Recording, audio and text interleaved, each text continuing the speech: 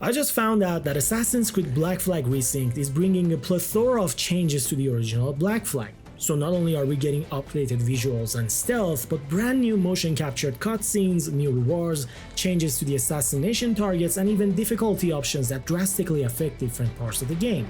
There are a lot of interesting things here, and some of them made me question whether we're looking at a faithful remake or something that's practically a different game.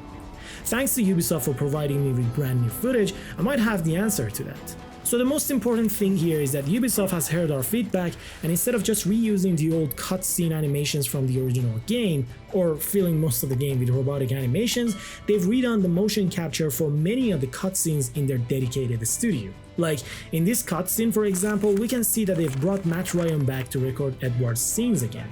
And frankly, the results look astonishingly good. Not yet. Although there's still a matter of these regular cutscenes using the old system of animations from Odyssey and Shadows, which not only look bad, but also take away from the overall quality and the immersion of the game. Hopefully, there aren't too many of them in the game, and I hope this is the last Ubisoft game ever that we have to look at them. But nonetheless, seeing them trying to make this game look as good as it's possible makes me happy. Conveying human emotions is what the older AC cutscenes were so good at, and lately it seems like it has become a lost art at Ubisoft. Glad to see them using that motion capture studio properly, even though this isn't a new sequel. Moving on, we've already learned that Ubisoft has completely reworked the tailing missions, removing the instant failure state from them. However, Resynced also replaced some of those tailing missions with investigations or new stealth objectives to increase the variety of activities. As if that wasn't enough, they've also gone as far as rebuilding every single mission in the game from scratch to fix the confusing parts or the things that didn't make sense anymore in a modern video game. The result was a lot of changes, both small and big, to the level and mission design, so that way the developers managed to bring the game to the modern era. Not just that, but even some of the assassinations have been expanded with optional objectives and secrets as well. For example, in one particular mid-game assassination, you can find a target's room with a hidden reward by eavesdropping on some soldiers. Although the devs have promised that they wanted to expand on the lore of the assassination targets without violating the original narrative. We gotta put that to test ourselves. But based on the information so far, don't assume they just dragged and dropped the original game into a new engine and clicked the button to make it look prettier with a brand new stealth system. They went as far as tweaking each mission individually and adding new experiences and content throughout the game. Oh, speaking of new experiences, hearing that Steed and Blackbeard are finally getting the attention they truly deserve makes me happy, because I always felt they remained underutilized in the original game. But whether these new story pieces are up to the original game's writing quality, are properly motion captured, or will actually deliver on the promises remains to be seen. I just hope they don't turn into a disappointment. And the same thing applies to the new officers, by the way. I absolutely dislike the fact that their cutscenes are using the old robotic system. And I'm not sure what sort of writing quality we should be expecting from them. But hey, at least hearing that you don't need to fully go through their missions to recruit them was an interesting progression choice in my opinion. Regardless, we won't be absolutely certain about these new expanded stories until we've experienced them on our own. But so far, I'm trying to remain cautiously optimistic about them. Come to think of it, Ubisoft is also expanding the Great Iguana as well. I mean, the correct name is the Great Inagua, but it's impossible that you didn't misread it at least once.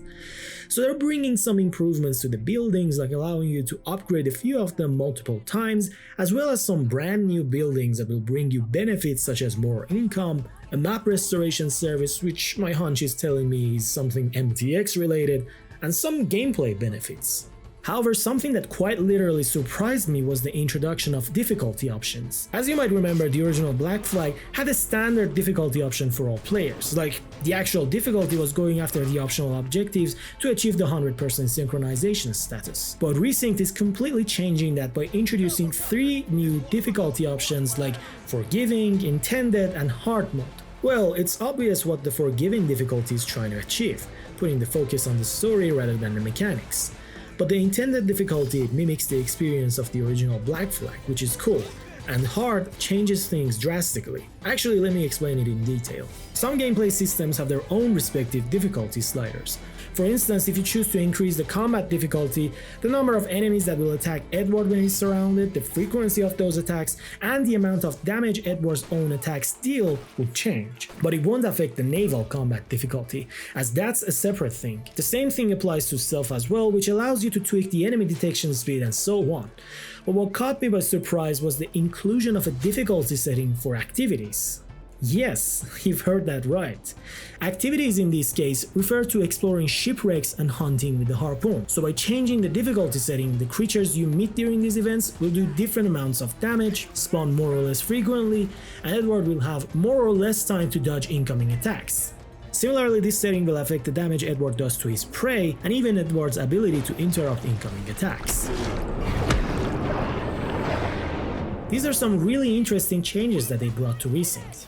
In fact, they make the game completely customizable for each part of the experience, and those players who are generally unhappy with how easy the game can be can now actually create a proper challenge for themselves. Like, I remember one of the biggest complaints about the original Black Flag was how easy it was, especially during the combat encounters. It felt like Edward was an unstoppable killing machine cutting through the enemies with the press of a button. It required minimal effort to pull off, but now, thanks to the new combat system and these difficulty settings, I think Black Flag is finally going to feel hardcore. Also, I should note that they've made some serious changes to the parkour and the level design of each map, but that's a topic for an upcoming video where I fully dive into it, breaking down every single parkour and level design change while analyzing the footage frame by frame. So make sure to subscribe and turn on the notification bell so you won't miss it. So looking at all these changes, we gotta circle back to the question I asked earlier in the video. With all the new changes brought to it, is Black Flag Resynced basically a different game? Well, Resynced is obviously based on the original Black Flag, and while yes, we're still experiencing the same Edward Kenway story and the core structure of the game remains almost unchanged, Resynced is clearly not a fresh coat of paint over the original game. In fact, the number of changes Ubisoft made is ridiculous. Like, they didn't just improve the visuals and didn't just bring some light changes to the stealth system. They revamped the stealth system completely and added a manual crouch mechanic. They created a brand new combat system, tweaked the mission structure, implemented a new parkour system, tweaked the world and level design, introduced customizable difficulty settings for different parts of the game, and expanded the story with brand new content. In simple words, Resynced expands on the original game in a way that it still feels authentic to the experience while offering something new. It's still Black Flag, but it feels much closer to a reimagining than a traditional visual remake. This is definitely going to feel like a brand new game to those who have played the original game and pretty much everyone else. And now that I've seen these things, I'm glad that Ubisoft chose this specific direction instead of making it an RPG with levels and numbers or simply doing a one-to-one remake of the original game. As much as you love the original Black Flag, unfortunately, that would have felt completely outdated by today's standards. And still, Resynced is not going to replace the original, it's going to exist alongside it, so once it's released, we can debate to see which one is ultimately superior. Although, to be perfectly honest, I'm still baffled by Ubisoft calling Resynced a faithful remake when some important features from the original game have been removed. Like, there's no minimap, and it's replaced by a compass, and currently there's no option to bring it back. Then there's the mind-boggling decision to remove hidden blade combat and fist combat altogether, or remove the ability to pick the weapons from the ground. What a huge loss. So all in all, since we're losing some of the systems and instead getting some new additions, I believe this game is simply not a regular remake. Oh, and no, I'm not unhappy about it. Maybe a bit unhappy about the cut features, but hey, cake is cake, and I can't wait to finally get my hands on the game on July 9th. But I want to know what you think about Black Flag Resynced. Share your thoughts in the comments below. Now we dance.